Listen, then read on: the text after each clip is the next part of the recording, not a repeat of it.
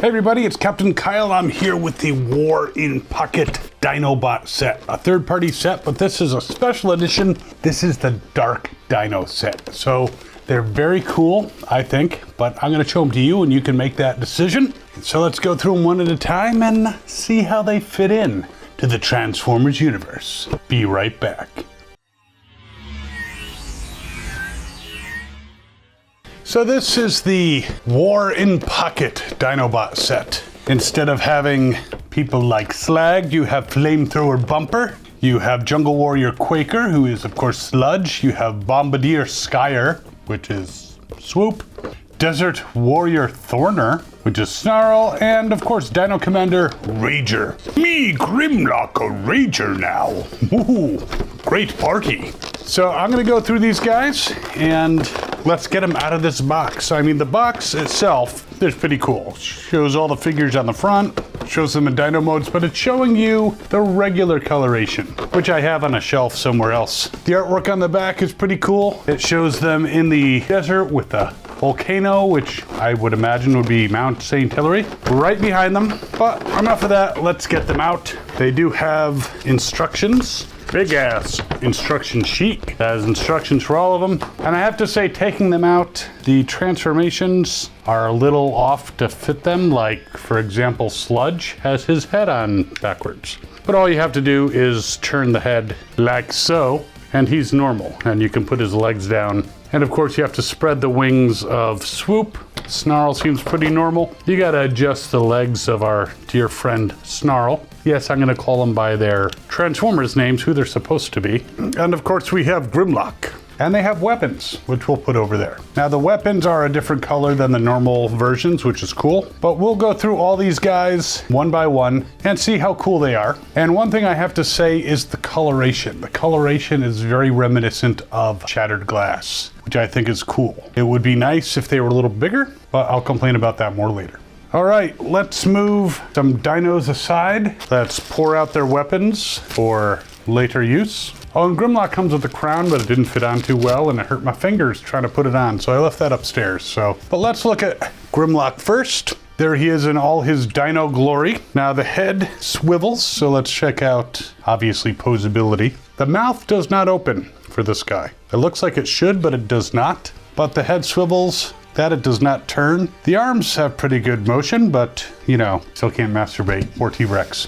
The legs can bend in various ways, and he's got this tail, which part of the transformation, you can wiggle the tail, but I don't think it's really supposed to in dino mode. But overall, a very cool version of Grimlock in dino mode. And again, the colorations, I used to have the Shattered Glass Grimlock, and the colors are very similar to my recollection. I'll put a picture on the screen and you can decide yourself. Now for weapons for him, we have his sword and his gun, which we'll be using in a moment. We also have a helmet that can go on him in dino mode. And if there was a wire, then I might have misplaced it, but this is supposed to show him giving the intelligence to Computron. Though in the Shattered Glass universe, would he really do that? If he became super intelligent, I think he'd want to keep that for himself, unless he felt that the Technobots would, how shall we say, be loyal to him and help him overthrow Optimus. But okay, let's get him into his robot mode. And the transformation is a little similar to other versions of Grimlock. There's only so many ways you can transform a dinosaur, but it's actually pretty clever. So there he is in dino mode. Very cool looking figure. We're gonna put the weapons in his hands in a moment, but before we do that, let's check out the posability of him in his bot mode. And you can see on the back here, he's got the wings formed by his chest pieces, so he can presumably fly, and his forearms here. He can do, yes, you knew it, a full Jean-Claude Van Damme, even with the toes up, though that makes it a little harder to just lie in there because of the heels, which means he can kick in a number of directions. He does have swivels on the ankles, so if you care to pose him with his legs set apart, you can do that pretty easily. He does not twist at the waist. You can't twist him. It's because of the transformation, he's kind of locked, just facing forward. Arms, he's got the shoulder articulation. He can bend at the elbow. You can also accidentally push in his fist. But as part of his mobility in both modes, he can definitely, you know, do some flexing. And his head can indeed turn, so he can look around. Now the detailing on him is quite nice. He looks very much like the G1 version, only in these alternate colors. He's got the plastic on his chest. His head looks pretty much G1 accurate. I would say he looks a lot more like the actual cartoon than the actual toy that came out at the time. Again, I wish he was bigger. Just my complaint about these toys, but of course they are war in pocket, which, you know, usually means something you'll go blind from, but it is their size. And they're pretty much in scale with each other. But if you were to put him with a new Shattered Glass Optimus or even the old one, he doesn't stand as tall, so it's hard to get him to actually be in scale with the other figures for that part of the army. Now, of course, Hasbro through the years has never been quite perfect with scaling, especially in the early days, so it's not that big of a deal. He could still be your Shattered Glass version of Grimlock. But overall, cool figure, very posable. I like the deco on it, and the evil colors definitely make him a great fit for a Shattered Glass collection. I'll stick him to the side and we'll grab somebody else. Like, me Slag, don't see nothing. So he's horny. Okay, he's got horns. His mouth does indeed open, though his head is in there. So if you open it too far, then he's regurgitating his own head. The legs can move a little bit side to side. You can move them forward and back. He can do a little shuffling. And he's got the tail, which, like Grimlock, has a little bit of give to it, but I think that's a little bit part of the transformation. But a very handsome looking, again, Shattered Glass style colors. I love it. A little bigger, but I guess it's a lot to hope for something the size of, say, the Studio 86 series. Let's get him in his bot mode. So there's Slag in his robot mode. Again, I have to say, with these guys, the transformations are very clever. It's very little wasted parts. You don't have like a tail hanging off the back. Everything folds in very nicely. I will say that I'm not pleased with Slag overall because his feet kind of don't stay into place. And I'm noticing on him, he's got a pin that just came out. So I may need to do a little bit of fixing on him to keep the pin from coming out. But luckily I haven't lost the pin, so that is a plus. Maybe a little tape or something. So Slag definitely has some issues. He does have some great posability. He can mostly do a Jean-Claude Van Damme. In fact, he can do a full one, though not with the toes up. His head inside here does not turn, but his arms are pretty posable, bends at the elbow. Now, what's cool about his transformation, the original Slag, who could not move nearly as much, his front legs became his arms and his back legs kind of curled in. In this case, the front legs actually hide behind and you flip it around so that his rear legs become his arms. So he's a cool figure, but again, not pleased with the toes moving around. It looks like it should plug in somehow, and that pin is a concern, but minor things. A little bit of maybe a dab of glue or something, or a little piece of plastic to kind of plug it, and that pin should stay fine. So overall, a cool looking figure. Just again, not 100% pleased with the feet, but we have more.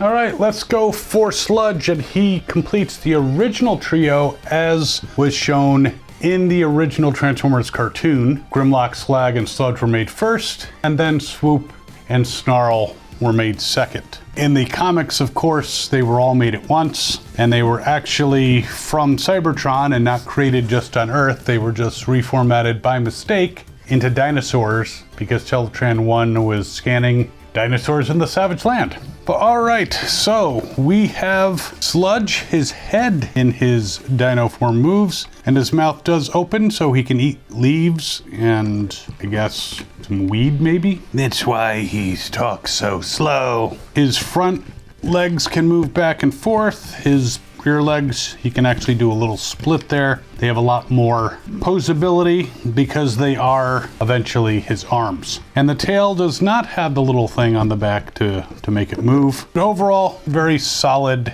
Brontosaurus. So let's get him into robot mode. Now I found with these guys, sometimes it's hard to get the hands out but because they gave you weapons, you can actually plug it into the hands and then swing them out using the weapons, so that can make it a bit easier.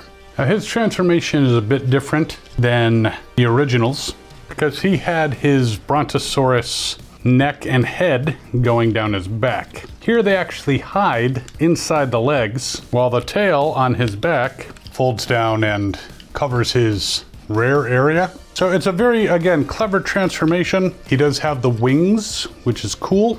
I'm not sure if I'm putting the exact right guns in. The packaging kind of doesn't show exactly the proper guns, but I don't think it makes that big of a deal. But there he is in his robot mode. Now his head is a little stiff, but it can turn, so he can look in various directions. I do like the detailing with the translucent orange plastic, kind of reminiscent of the Diaclone chairs that the originals had, with that actually being them. His wings kind of interfere with his mobility with his shoulders, but he can bend at the elbow, and he can move his arms out to form some pretty cool poses. His legs I have no problem with. They bend, and of course, these guys are very flexible. Full Jean-Claude Van Damme. You can definitely put him in some dynamic poses. So definitely Sludge is a winner. Like him better than Slag in this case. But now let's move on to the poor guy who got viciously cut from most of Transformers the movie, except appearing in one scene briefly and then disappearing once again. So here he is, looks very much like the Stegosaurus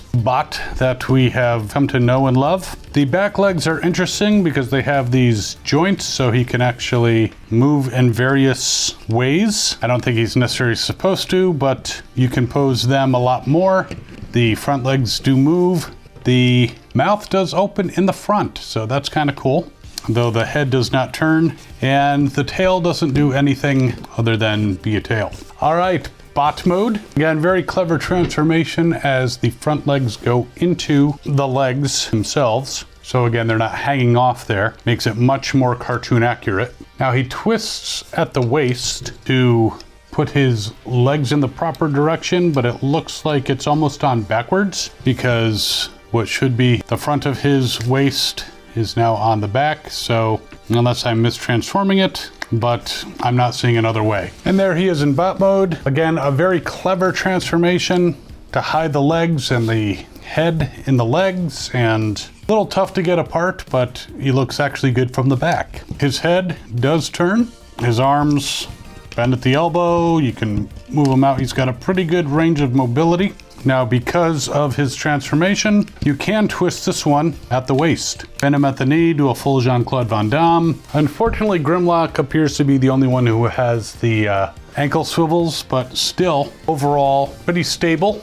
Even when you put him in some odd positions, the knees actually can bend in ways that knees aren't supposed to bend, but a cool figure nonetheless. And I do like the green instead of the gold for his tail. Definitely makes him look a lot more shattered glass. And finally, of course, we have Swoop, who is the only aerial Dinobot. You can attach his weapons on. Now, the only bad thing about these Dinobots is the weapons, you just put them aside when they're in Dino mode. There's not really a place to put them. It looks like there's a post on Grimlock's back, but maybe you can put the gun there, but I wouldn't bother. But there he is. He's got his bombs, missile launchers attached to his wings. The wings can actually move in various directions. The beak does have a hinge, so you can actually somehow pry this motherfucker out. There you go. He can open his mouth. It's interesting that Grimlock is the only one that you can't do it with. Everyone else, their mouth opens fine. He's got these little feet things, which you can stand him up on. Not a ton of posability other than the wings and the head. And if you just flip the head forward, you reveal the face. So you want to actually kind of maneuver it and make sure that you keep the face concealed by the Pteranodon. Yes, I learned that doing videos. But overall, a cool Pteranodon. Let's get him into his robot mode. Now his transformation's a little simpler, but still clever, and very little kibble hanging out. Now you can give him his sword. There he is in robot mode. With sword, you can either have the missile launchers on his wings, or you can actually put one in a hand. So he has a regular hand weapon in addition to the blade. Of course, he can do a full Jean-Claude Van Damme. I think you were expecting that by now. In fact, he can do the toes up version. The arms, a lot of mobility, ball joints at the shoulders, ball joints at the elbows. The head can turn. Nice view from the back. And again, the coloration just makes him look like part of the Shattered Glass universe. Now, the other accessory, which I left upstairs, is a crown that was to go on Grimlock's head. Kind of an homage to the Transformers comic from Marvel, but I tried to put it on and it didn't want to stay, and trying to force it, different angles. It's very sharp. So if you get one, just be careful. So 4 out of 5 of these guys I 100% love. Again, Slag is the only one that I really don't like how his toes kind of flop around. It's very clever. I don't know if maybe I got a defective one. I'll have to take a look at the one that I have in regular colors, but not thrilled with that. But overall, I mean, I have him in bot mode, put him with his fellow Dinobots, or I can put him back into his Dino mode, and they can face off against the evil or good Decepticons if you're going to use them for Shattered Glass. I definitely say the Dark Dino set is worth getting. Just very cool colors, a very cool homage to Shattered Glass, and the transformations are very clever. Now, these are some of the pricier Transformers that I've gotten through AliExpress. It goes from 108 to 120 depending on the vendor for the set of 5, which breaks down to like 20 some odd a piece. So if you were to buy them separately, you know, it would be fine. The regular colored ones are actually slightly less at like $100. But I'll put links to both in the description. You can check them out on AliExpress. I'll also see if they're on eBay and provide links for those. But again, a very cool set. I definitely recommend it. Again, I just wish they were a little bigger so that they were more in scale with the current line of Shattered Glass. Grimlock's supposed to tower over Optimus, and in this case, he does not. But again, a nice set. I love the detailing on it. I actually forgot with Sludge, I left his dino legs out, robot mode, and they actually hide in the bag. So the transformation on these guys is extremely clever. Definitely looking like the originals or the cartoon versions of the originals, but having that transformation and being able to represent the character and the dinosaur equally well. So I would definitely recommend it, but while you are waiting to decide if you want to add the Dark Dino set or even the regular Dino set from War in Pocket to your collection, there's some other videos you can check out over here, and there's a subscribe button down there. You know, if you haven't subscribed already, you might want to. Give this video a big ol' like. Me, Grimlock, say like this video. And you know, do all the YouTube things. Comments are wonderful. We'll see you next time. As always, have fun and good hunting.